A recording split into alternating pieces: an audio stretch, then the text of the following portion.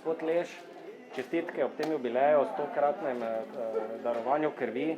Povejte, se spomnite, kdaj ste prvič darovali in pa zakaj ste se sploh odločili za to pot? 1988 leta, delal sem v metalne. Dejansko smo me spodbudili sodelavci, ne? Ampak takrat, v tistih časih, ko sem bil mlad, si pač bolj razmišljal, ne? Da mi je bolj privabilo dejansko 2 dni prosto. Ne? Ampak pol pa s časom pa ugotoviš, da je to le nekaj dobrega, da dobro narediš za ljudi in za vse, da lahko pomaga s tem. Ne? In tak sem bolj nadaljeval s tem krvodajalstvom.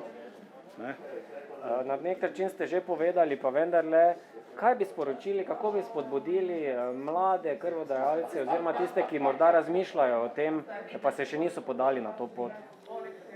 Težko je to reči, ne.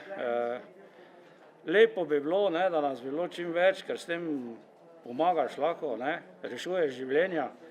Teda priporočam vsem, ne samo mladim, tudi kjer je še ni dal, recimo, ni vstopil v krvodajalstvo, ker to je le nekaj dobrega za vse nas, ne. Najlepša hvala v imenu oddelka posebnih pacientov, 197 in 100-kratnik, se pravi. Jaz upam, da pridemo še do večje število.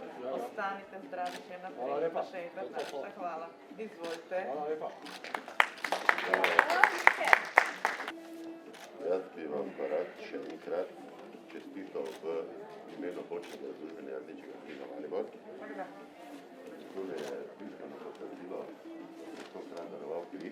Hvala lepa, čestitke in pa zgodno vabljeni v članstvo aktiva Viteza Krvodajalstva.